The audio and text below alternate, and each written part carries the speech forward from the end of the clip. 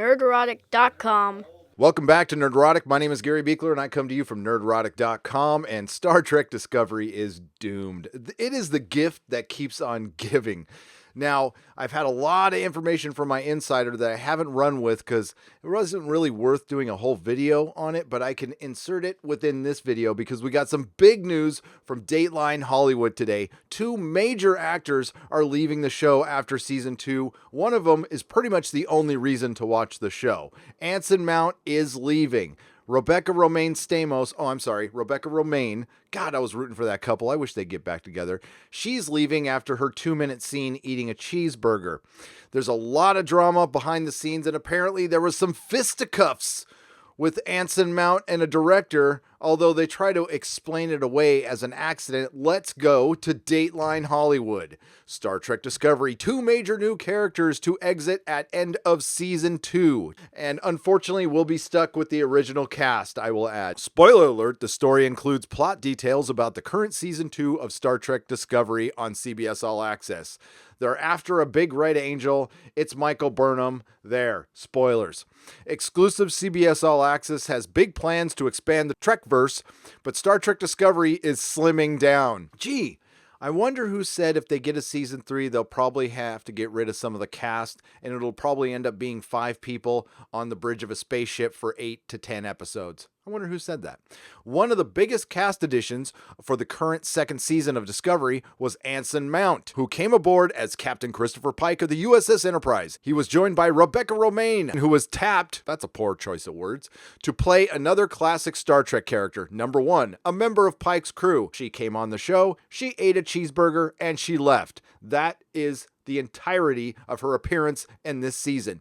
Both are set to leave at the end of the season, we have learned. According to sources close to the series, both Hell on Wheels alum Mount and Romijn, lettuce, had strictly 1-year deals. The duo had been contracted only for season 2 arcs as part of a plan to sync up Discovery to the original Star Trek lore by the end of the new series' second season, heading into season 3. In other words, they're going to put it in another timeline, and that will be their explanation. That's my guess. As fans and viewers of the original series and subsequent big screen efforts know, Mount's Captain Pike was a captain of the USS Enterprise before James T. Kirk. Both Pike and Number 1 appeared in Gene Roddenberry's original Star Trek series, but fleetingly. Pike returned with Bruce Greenwood portraying the character in the 2009 and 2013 movies co-written by Alex Klutzman.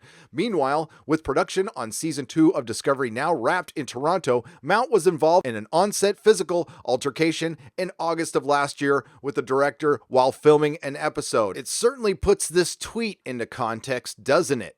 The incident reportedly stemmed from a discussion of a scene, and Mount was gesticulating and pointing, which was the action of the scene in question. In acting out the scene before the cameras were turned on, the actor's hands made physical contact with the director. Well, I'm going to speculate what happened here. I think Anson Mount might have gone into the makeup room, looked at himself in the mirror, took a quick inventory of his life, realized that he was in the Inhumans, and then Star Trek Discovery. And then he saw the director, and maybe that guy kind of looks like his agent, and he took a shot at him. Quickly after the incident occurred, it was reported by the production to CBS HR, which reviewed the matter. The department spoke to all parties involved, including Mount and the director, to determine what happened. Based on those discussions and the inquiry, the incident did not result in any disciplinary action against the actor. Even before HR got involved, Mount apologized to the director and work on the episode continued. The incident is said to have zero to do with Mount leaving Discovery. One source close to the production told Deadline,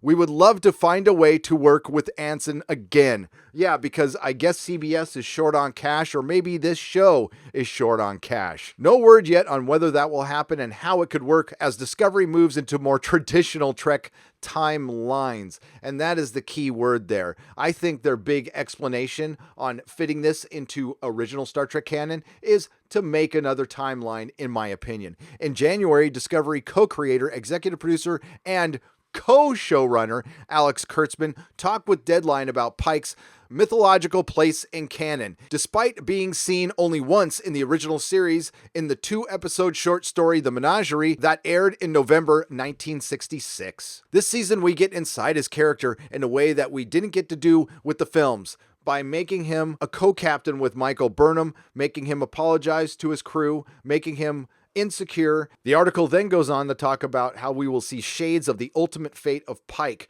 within Star Trek Discovery Season 2, and we know the ultimate fate of Anson Mount. He is free to salvage his career. He is free to fire his agent. I would if I were him after being in the Inhumans and Star Trek Discovery back to back. And what does this do for the show? It's clearly going downhill. It clearly should have never been given a Season 3, but maybe it will suffer the same fate as Wynonna Earp. What does that have to do with Star Trek Discovery? Well, Wynonna Earp was given a Season 4 and a Season 5 from Sci-Fi, but we learned 3 days ago that it doesn't have any funding for it. So Sci-Fi is perfectly willing to bring the show back if somebody else pays for it. And I'm wondering if Star Trek Discovery may see the same fate. Now, according to my insider, part of the reason Star Trek Discovery was given a Season 3 was to justify the existence of the Picard series, which was also rushed into production in the last month, just in case things get canceled. And we also learned that the Section 31 show has been delayed till 2022. So it looks like they are going to roll out more Trek, and I think we will get more Trek, but I'm just not sure if it's going to involve Alex Kurtzman. We saw that they brought in Michelle Paradise as a co-showrunner, and according to my insider, she's pretty much the showrunner, and Alex Kurtzman is there in name only at this point. We will see. Again, file that under rumor, but a lot of the stuff my insiders told me has come into fruition, including telling me the Picard series would not be on Netflix internationally, and it looks like CBS is going to have to distribute it on its own. What does that do for the future of Star Trek Discovery Season 3 as well? I don't know if that deal is still in place with Netflix, and it really doesn't matter because I don't think anybody's watching it at all. And that's another thing my insiders told me, is that people are not watching this show. It never trends on Twitter. I know I've said this before, but that does matter. Spock, one of the greatest fictional characters in television history, returns after over 25 years, and nobody talks about it on Twitter. Now, I know Ethan Peck has had a good response with the few people who watch this show, but it really isn't resonating anywhere else. We also have the CBS All Access CEO calling canceled subscribers paused subscribers. Rolling out more content to keep subscribers happy. When asked why they were so confident, Anelio said that they have learned from the first few years of running these streaming services that new original content is the key for both new customers and keeping customers interested, as well as bringing back those who canceled, what CBS refers to as pausing, the CEO said. So that also goes along with what one of my other insiders told me, that they are counting these paused subscribers. But again, file that under rumor. The fact remains that the best thing in this show is leaving. Anson Mount is gone. Now, is he leaving because they couldn't afford him anymore? Or did he get fired? Who knows? The fact that we found out about it tells me how bad this incident was. I don't think it was just some arms flailing around and accidentally hitting a director, but who knows? And then, of course, we got that tweet. No word yet on Ethan Peck, so we will have to see. This show has been nothing but trouble from the get-go, and it is truly doomed. If you like what you heard, please like, share, and subscribe. If you didn't like what you heard, hey, thanks for listening this long. Please go to nerdrotic.com for my live stream schedule, and may the small folks sing songs of your greatness.